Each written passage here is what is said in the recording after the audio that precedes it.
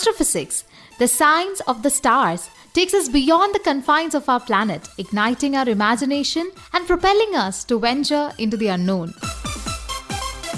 Firstly, let's learn how Dr. Aswin Sekhar, India's first professional meteor scientist, became captivated by the mysteries of the cosmos, the path that led to his distinguished career, and how a minor planet was named after him. Isn't it fascinating to accept the reality that a planet is named after someone among us? Definitely, yes. But he stands out from us for his excellence in academics and career. A solar system dynamicist and astronomer by profession at the Paris Observatory, he is someone who has keen interest in areas like celestial mechanics and orbital dynamics. He is also the member of the Royal Astronomical Society and works as an astrophysicist at the Institute of Celestial Mechanics. Recently, a minor planet was named after him. So let's welcome Aswin Sekhar. Thank you. You have a long list of academic qualifications if someone checks your profile. So what's your current area of expertise, and can you explain that? My present line of work is orbital dynamics. It's essentially to do with studying the trajectories and orbits of small bodies in the solar system like asteroids, comets, meteors, and so on. Can you elaborate on some of the recent discoveries that might spark the interest of the common people?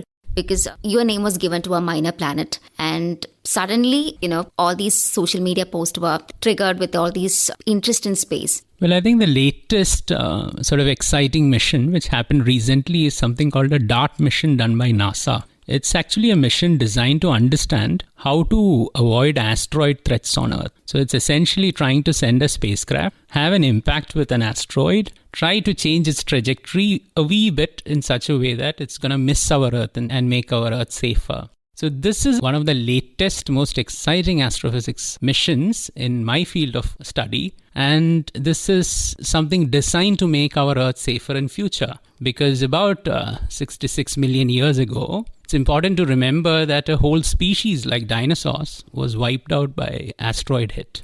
So these threats are real. Although some of these giant hits are rare, these threats are still real, and it's very important for us to prepare and understand how to deal with some of these threats. Minor planet was named after you. So what exactly is a minor planet? Then there's a planet also.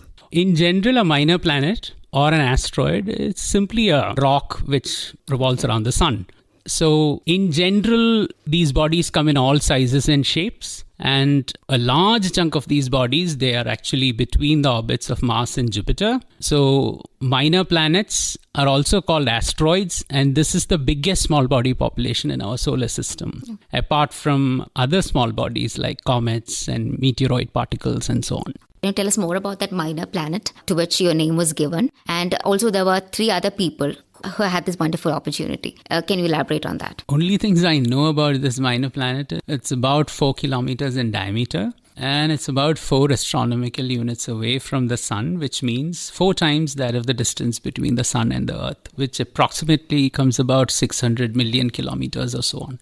The orbital period of this minor planet, it takes about 4 years to go around the sun, and I have never seen an image of this minor planet. I understand that people haven't had any follow-up observations on this. Just for fun, I thought I would ask some of my observational astronomer colleagues in India and abroad just to point the telescope at this object and give me a nice picture at some point. I'm not an expert in observational astronomy, so I would give that work to some of my well-wisher colleagues, and hopefully they will give me a nice picture. This minor planet was discovered in year 2000. It was observed by some astronomers at this Lowell Observatory, and which was assigned my name by the International Astronomical Union. The other scientists who were given the same honor this particular year in the same list were Ashok Verma, Ritu Parekh, and Kumar Venkatramani. And I understand that these 3 scientists, they all work for NASA. So interestingly, I am probably the only non-NASA scientist to win this honor in this list from India.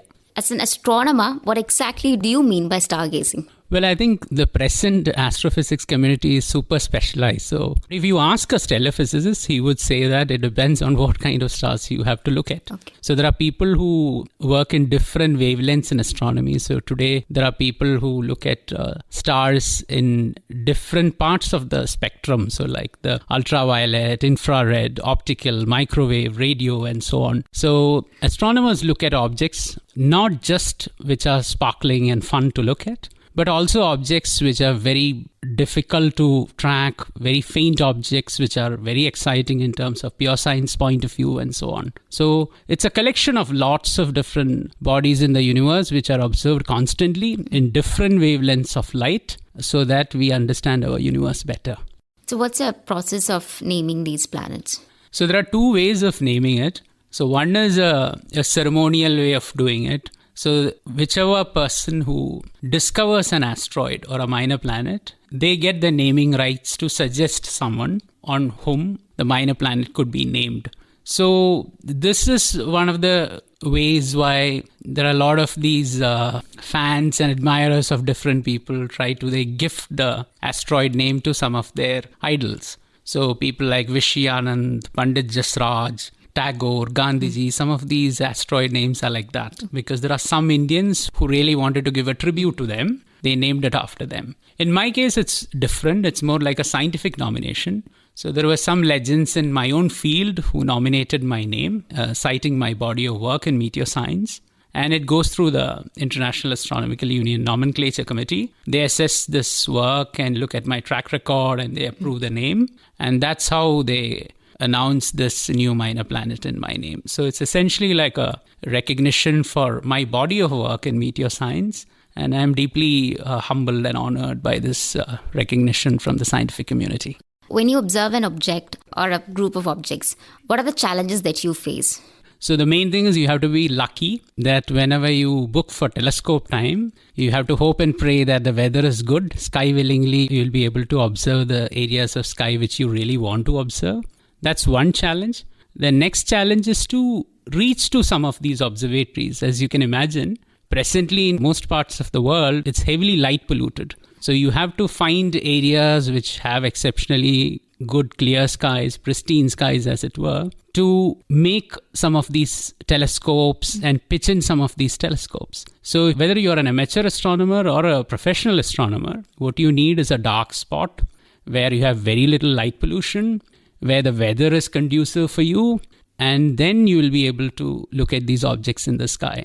The other thing is to go to some of these observatories, which are also in remote parts of the world. So there are some of these biggest observatories in rural parts of South Africa, Chile, Hawaii, Australia, and Canary Islands in Spain, and so on. So the challenge is to book for telescope time, find a good window of opportunity to observe the object in the sky, and then reach there, get the observation, download the data, bring that back to your institute, and then process the data for years and years. If someone started out as a stargazer and if they want to explore more like you, what would be your advice to them? Well, my first advice is if you're really driven by pure science, go for an undergrad in a basic science course. It could be BSc physics or mathematics or chemistry or biology or whatever interests you.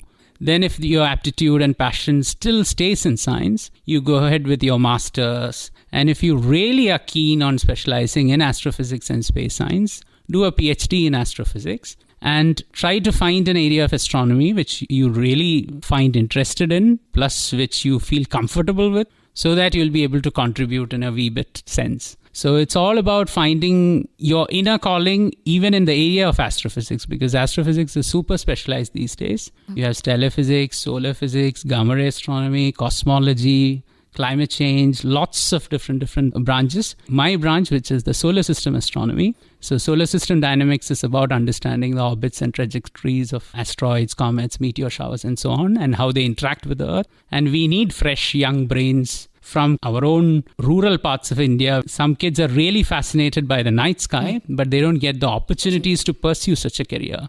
So I welcome a lot of young, bright brains to come to my field, and there are plenty of exciting opportunities there. Thank you. That was Dr. Aswin Sekhar, from Paris Observatory, sharing the transformative moments that shaped his pursuit of knowledge.